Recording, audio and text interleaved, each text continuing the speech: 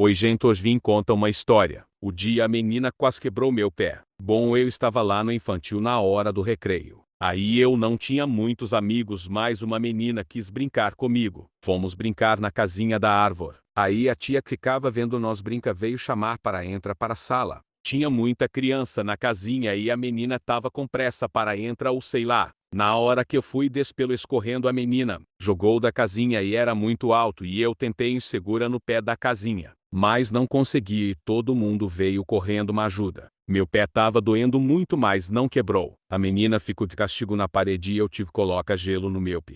Foi isso, tchau.